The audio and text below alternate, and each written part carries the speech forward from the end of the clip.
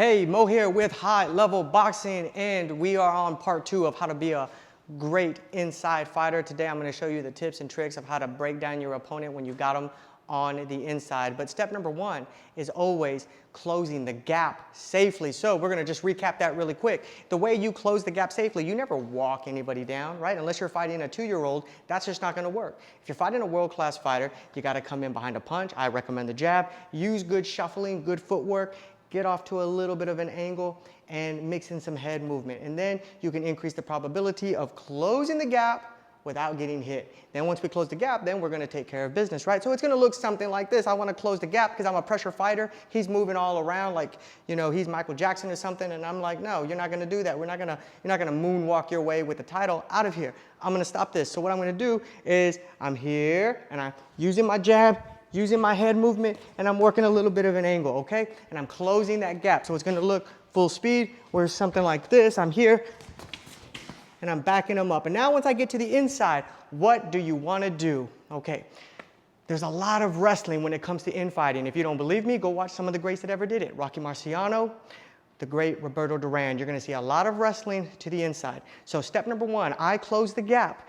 We want to have, can you come over here, please? We want to have the inside position. What's the inside position?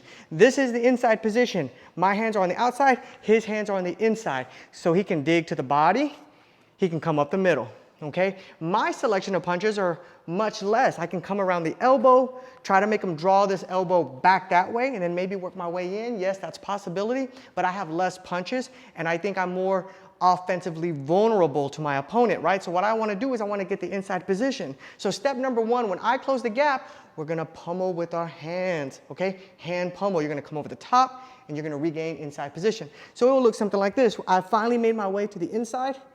I pummel with my hands and now I have the inside position. That's step number 1. One thing you can do is work with your training partners on this.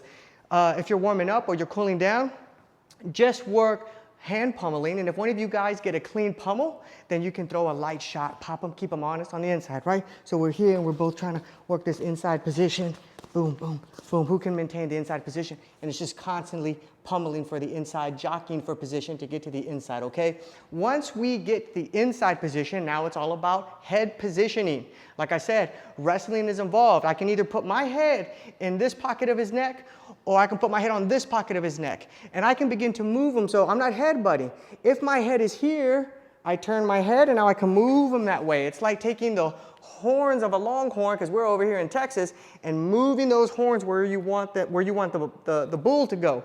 But ideally what I want to do is once I get the inside position, I want to get my head underneath his chin.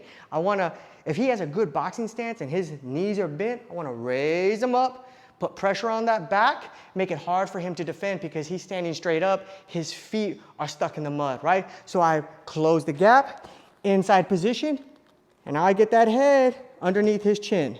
My nose is gonna glue to his chest, and the third thing I wanna do is I wanna get him on the ropes. If you're a pressure fighter, that should be your number 1 goal. Get your opponent on the ropes. Why do you want your opponent on the ropes? First, how are we gonna do that? So we're here, we work our way in, we get inside position, I jockey for a head position, I put my nose into his chest, and I start to use my head to back him up, okay?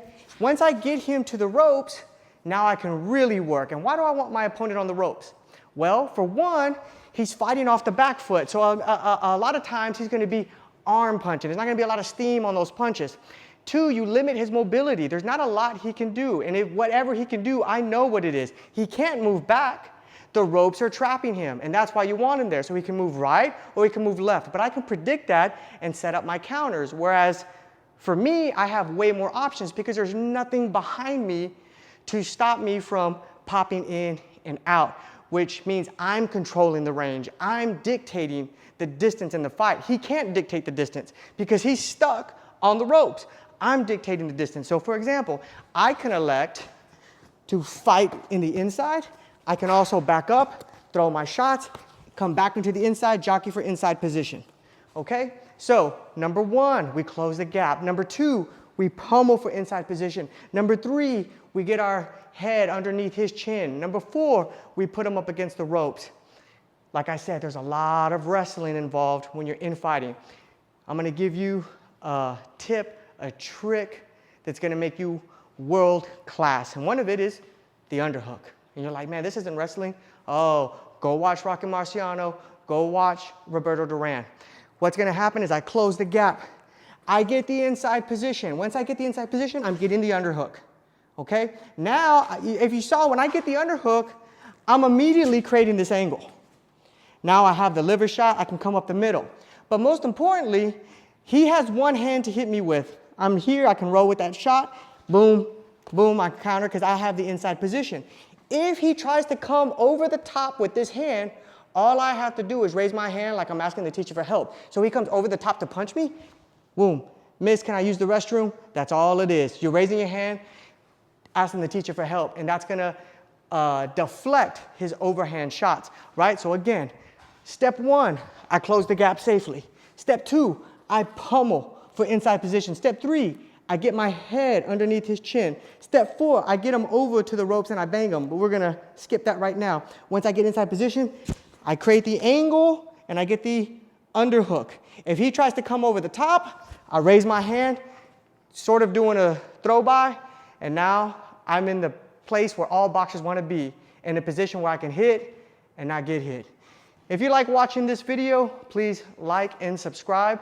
Also, you can check me out on Instagram, and stay tuned for the part 3 where I show you how to create angles when you're infighting. Thanks for watching, guys. Wow.